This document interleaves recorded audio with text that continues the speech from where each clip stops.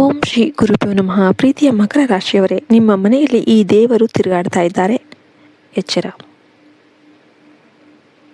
ಮಕರ ರಾಶಿಯವರೇ ಗಮನಿಸಿ, ನಿಮ್ಮ ಮನೆಯಲ್ಲಿ ದೈವಿ ಶಕ್ತಿ ಸಂಚರಿಸ್ತಾ ಇದೆ. ಇದು ಸಾಮಾನ್ಯ ವಿಷಯವಲ್ಲ, ಇದು ನಿಮ್ಮ ಜೀವನದ ದೊಡ್ಡ ತಿರುವಿನ ಸೂಚನೆ. ಇನ್ನು 5 ದಿನಗಳ ಒಳಗೆ ನಿಮ್ಮ ಜೀವನದಲ್ಲಿ 5 ಮಹತ್ವದ ಶುದ್ಧಿ ಕೇಳಿ ಬರುತ್ತೆ. ಅವು ಶುಭ ಸುದ್ದಿಗಳೇ ಆಗಿರುತ್ತೆ. ನೀವು ಇದನ್ನು ನಂಬದೇ ಇರಬಹುದು, ಆದರೆ ನಿಮ್ಮ ಹಿಂದೆ ಕಳೆದ 5 ವರ್ಷಗಳಲ್ಲಿ ನಡೆದ ಕೆಲವು ಅಪಾಯಗಳು, ಕೆಲವು ಆಘಾತಗಳು, ಕೆಲವು ವಿಪತ್ತುಗಳು ಅದ್ಭುತವಾಗಿ ತಪ್ಪಿ ಹೋಗಲಿಲ್ವಾ? ಅದು ನಿಮ್ಮ ಅದೃಷ್ಟವಲ್ಲ, ಅದು ನಿಮ್ಮ ಕುಲದೇವತೆಯ ಕೃಪೆ. ಜ್ಯೋತಿಷ್ಯ ಶಾಸ್ತ್ರದ ಪ್ರಕಾರ ಮಕರ ರಾಶಿ ಚಕ್ರದಲ್ಲಿ 10ನೇ ರಾಶಿ. ಉತ್ತರಾಷಾಢ ನಕ್ಷತ್ರದ 2, 3, 4ನೇ ಪಾದಗಳು, ಶ್ರವಣ ನಕ್ಷತ್ರದ 1, 2, 3, 4 ಪಾದಗಳು, ಧನಿಷ್ಠ ನಕ್ಷತ್ರದ 1 ಮತ್ತು 2ನೇ ಪಾದದಲ್ಲಿ ಜನಿಸಿದವರು ಮಕರ ರಾಶಿಗೆ ಸೇರ್ತಾರೆ. ಮಕರ ರಾಶಿ ಕಾಲಪುರುಷನ ಕರ್ಮಸ್ಥಾನ. ಅಂದರೆ ಈ ರಾಶಿಯವರ ಜೀವನ ಸಂಪೂರ್ಣವಾಗಿ ಕರ್ಮ ಆಧಾರಿತ. ಶ್ರಮವೇ ಇವರ ಶಕ್ತಿ, ತಾಳ್ಮೆಯೇ ಇವರ ಅಸ್ತ್ರ. ಈ ರಾಶಿಯವರು ಅಸಾಧಾರಣ ಬುದ್ಧಿವಂತರು, ಆದರೆ ತಮ್ಮ ಬುದ್ಧಿಯನ್ನು ಬಹಳ ಕಡಿಮೆ ಪ್ರದರ್ಶಿಸ್ತಾರೆ. ತಾವು ಮಾಡುವ ಕೆಲಸದಲ್ಲಿ ಸಂಪೂರ್ಣ ತೊಡಗಿಸಿಕೊಂಡು ಕೊನೆಯವರೆಗೂ ಕೂಡ ಹೋರಾಡ್ತಾ ಇರ್ತಾರೆ. ಸೋಲನ್ನು ಒಪ್ಪಿಕೊಳ್ಳೋದಿಲ್ಲ, ಆದರೆ ಜೀವನದಲ್ಲಿ 30 ವರ್ಷಗಳವರೆಗೆ ಕಠಿಣ ಪರಿಶ್ರಮ ಮತ್ತು ಆರ್ಥಿಕ ಕಷ್ಟ ಅನುಭವಿಸುವ ಸಾಧ್ಯತೆ ಹೆಚ್ಚಿದೆ. ಬಡತನ, ಸಾಲ, ನಷ್ಟ ಇವುಗಳನ್ನೆಲ್ಲ ಎದುರಿಸಬೇಕಾಗುತ್ತೆ. ಆದರೆ 30 ನಂತರ ನಿಧಾನವಾಗಿ ಸ್ಥಿರತೆ ಅನ್ನೋದು ಬರುತ್ತೆ. ಮನೆ, ಆಸ್ತಿ, ಮಾನ, ಪ್ರತಿಷ್ಠೆ ಎಲ್ಲವೂ ಕೂಡ ಕ್ರಮೇಣ ದೊರೆಯುತ್ತೆ.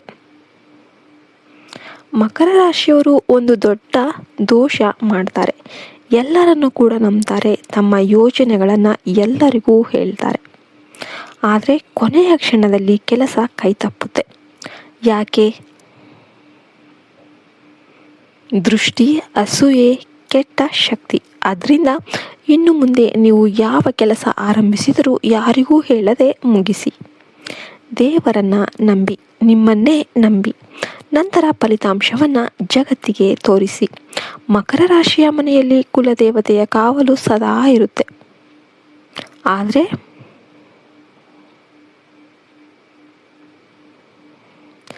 ಇಂದಿನ ನಗರ ಜೀವನದಲ್ಲಿ ನಾವು ನಮ್ಮ ಕುಲದೇವತೆಯನ್ನು ಮರೆತಿದ್ದೇವೆ.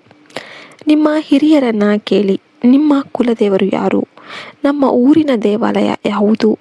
ನಿಮ್ಮ ಮನೆಗೆ ಆ ದೇವರ ಚಿತ್ರವನ್ನು ತಂದು ಪ್ರತಿಷ್ಠಾಪಿಸಿ. ಪ್ರತಿದಿನ ದೀಪ ಹಚ್ಚಿ, ಧೂಪ ದೀಪ ನೈವೇದ್ಯ ಮಾಡಿ. ನಿಮ್ಮ ಜೀವನದಲ್ಲಿ ಅಡ್ಡಿಗಳು ಸ್ವಯಂ ದೂರವಾಗುತ್ತೆ. ಇನ್ನು 5 ದಿನಗಳ ನಂತರ ನಿಮ್ಮ ಜೀವನದಲ್ಲಿ 5 ಶುಭ ಸುದ್ದಿಗಳು ಬರುತ್ತೆ. ಮದುವೆ ಯೋಗ. ಸಂಬಂಧಕ್ಕಾಗಿ ಕಾಯ್ತಾ ಇರುವವರಿಗೆ ಅನಿರೀಕ್ಷಿತ ಉತ್ತಮ ಸಂಬಂಧ. ಉದ್ಯೋಗ ಯೋಗ. ಕೆಲಸಕ್ಕಾಗಿ ಕಾಯ್ತಾ ಇರುವವರಿಗೆ ಅವಕಾಶ. ಆಸ್ತಿ ಯೋಗ. ಮನೆ, ಜಮೀನು ಅಥವಾ ವಾಹನ ಖರೀದಿಸಲು ಶುಭ ಸಮಯ.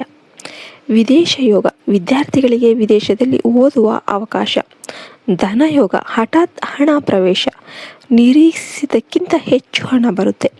ಹಠ ಧನ ಪ್ರಾಪ್ತಿಗೆ ಒಂದು ಸರಳ ಪರಿಹಾರ ಇದೆ. ಮಂಗಳವಾರ, ಗುರುವಾರ, ಶುಕ್ರವಾರ ಅಥವಾ ಶನಿವಾರ ಗಾಜಿನ ಬಟ್ಟಲಲ್ಲಿ ಕಲ್ಲುಪ್ಪನ್ನು ಇಟ್ಟು ಮನೆಯ ಈಶಾನ್ಯ ಮೂಲೆಯಲ್ಲಿ ಇರಿಸಿ. ವಾರಕ್ಕೊಮ್ಮೆ ಬದಲಾಯಿಸಿ. ಕನಿಷ್ಠ 40 ದಿನ ಸಾಸಿವೆ ಎಣ್ಣೆಯಿಂದ ದೀಪ ಹಚ್ಚಿ. ಅಶೋಕ ಮರದ ಚಿಕ್ಕ ಬೇರು ತಂದು ಗಂಗಾಜಲದಿಂದ ತೊಳೆದು ಪೂಜಾ ಮಂದಿರದಲ್ಲಿ ಇಡಿ. ಇವು ಧನಯೋಗವನ್ನು ಬಲಪಡಿಸುತ್ತೆ. ಮಕರ ರಾಶಿಯವರು ದಾನ ಧರ್ಮ ಮಾಡಬೇಕು. ಅನ್ನದಾನ, ಬಟ್ಟೆ ದಾನ, ಅನಾಥರಿಗೆ ಸಹಾಯ ಇವು ನಿಮ್ಮ ಪಾಪಕ್ಷಯಕ್ಕೆ ಕಾರಣ. ಪ್ರತಿದಿನ ಸಂಜೆ ದೀಪ ಹಚ್ಚಿ ಪ್ರಾರ್ಥನೆ ಮಾಡಿ. ತುಳಸಿ ಮುಂದೆ ದೀಪ ಹಚ್ಚಿದರೆ ಸೌಭಾಗ್ಯ ಹೆಚ್ಚಾಗುತ್ತೆ. ಗೋಮಾತೆಯನ್ನು ಪೂಜಿಸಿ. ಎಲ್ಲ ದೇವತೆಗಳ ಅನುಗ್ರಹ ಸಿಗುತ್ತೆ. ಆರೋಗ್ಯದ ಕಡೆ ಸ್ವಲ್ಪ ಜಾಗ್ರತೆ ಅಗತ್ಯ. ಸಣ್ಣ ಪುಟ್ಟ ಸಮಸ್ಯೆಗಳು ಕಿರಿಕಿರಿ ಮಾಡಬಹುದು, ಆದರೆ ದೊಡ್ಡ ಅಪಾಯವಿಲ್ಲ. ನಿಯಮಿತ ಆಹಾರ, ವ್ಯಾಯಾಮ, ಧ್ಯಾನ ಇವು ಪಾಲಿಸಿ. ಮಕರ ರಾಶಿಯವರೇ, ನೀವು ಇದುವರೆಗೆ ಅನುಭವಿಸಿದ ಕಷ್ಟಗಳು ನಿಮ್ಮ ಕರ್ಮದ ಪರೀಕ್ಷೆ. ಈಗ ಫಲದ ಕಾಲ. ನಿಮ್ಮ ಕುಲದೇವತೆಯನ್ನು ಸ್ಮರಿಸಿ, ದೇವರಲ್ಲಿ ನಂಬಿಕೆ ಇಡಿ, ನಿಮ್ಮ ಮೇಲೆ ನಂಬಿಕೆ ಇಡಿ. ಇನ್ನು ಮುಂದೆ ನಿಮ್ಮ ಜೀವನದಲ್ಲಿ ಬೆಳಕು ಹೆಚ್ಚಾಗುತ್ತೆ.